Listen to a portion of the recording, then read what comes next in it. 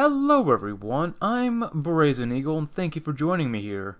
So, I wanted to talk about this article that at this point is a couple days old. By the time you watch this might be a few weeks, maybe even a few months old, but regardless, it is worth looking into.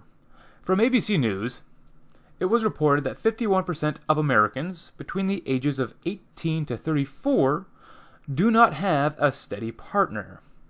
If you heard this without any other sort of information, you would find this to be fairly reasonable.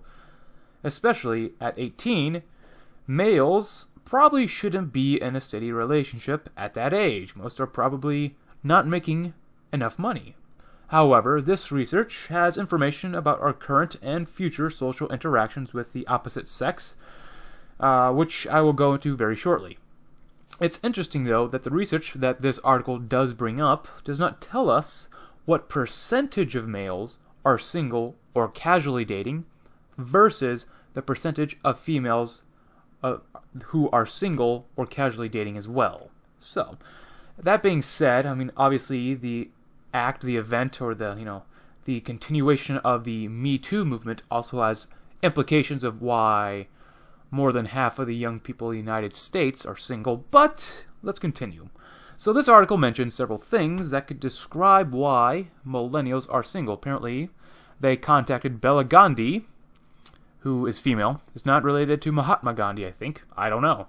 Regardless, she says that millennials might avoid rushing into relationships at a young age to avoid mistakes that their divorced or dysfunctionally married parents may have made, or she also believes that millennials believe more in soulmates than previous generations, which is a bunch of crap, and they may have been told to focus on their careers and getting their own lives in order first, which I believe is probably the number one reason. Now, let's kind of explain a little bit more. So, all things being said, before I move on about the education part, if you believe that people are equal, you would assume that half of the single population of that demographic, the demographic of people aged 18 to 34 would be male, and the other half to be female. But nature does not work that way. We have what we call the observable reality rule, called Briffault's law, which was created by Robert Briffault, obviously a French surgeon in the late 19th to early 20th century. This law, according to him, states that the female, not the male, determines all the conditions of the animal family, where the female can derive no benefit from association with the male. No such association takes place. And he said this when he was writing his book called The Mothers. Using this law, it would make sense to see why millennials are generally single and why the number of marriages are not increasing as the population increases as well. I got this from the CDC. As you can tell, between 16 years, from the year 2000 to the year 2016, the population has increased by about 40 million or so. However, the number of marriages has ultimately, per year, decreased. Go figure. So, women will associate only with males they deem to be of high enough value according to Briffault's law. The word value in my second to last sentence can mean a combination of things. It can mean high sex appeal, wealth, or status and power, or a combination of those three. If you know anything about females, they grow up from a young age wanting to marry a prince who has high status, or a celebrity who also has maybe money and high status, instead of a janitor who has most likely no high status, probably isn't that wealthy, and probably doesn't have a high sex appeal.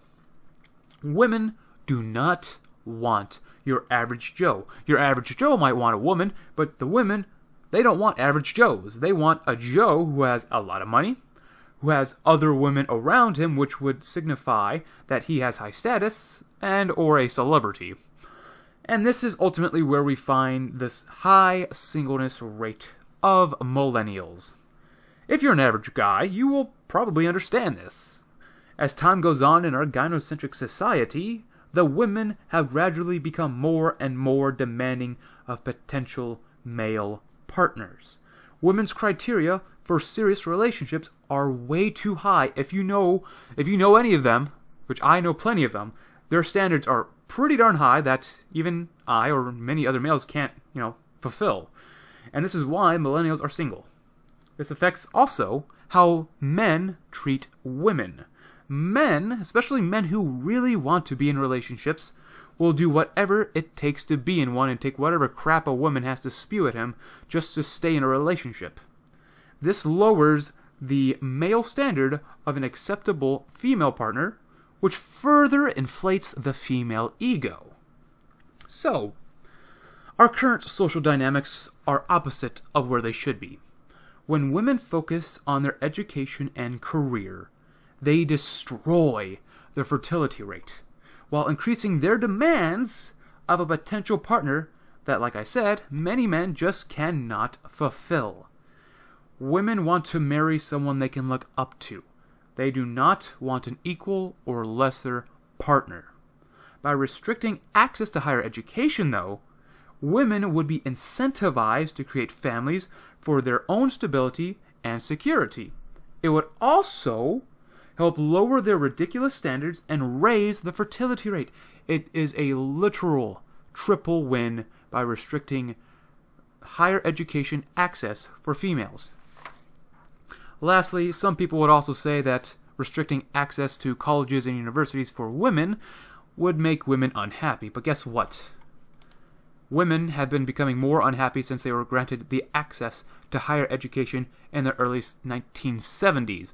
For example, Happiness by Year, it charted the happiness since 1972 all the way to 2006. And women, in this white little picture here, have been going further and further down as male happiness has also risen up during this time. And there's a second graph here as well, that as women age, they get really unhappy, and as men age from an early, mostly nothing start, and as they work harder and harder, they get happier and happier, pretty much until they die. So, go figure. Besides, if you know women are consistent in that they always want more, and basically are perpetually always unhappy. With that being said, though, I hope you'll learn something here today, and that you keep in mind why the fertility rate is dropping as the next generation remains single because of women. It's not because of men, it is because of females and their nature. Regardless, though, thank you very much for watching. I am Brazen Eagle, and I hope you have a great day.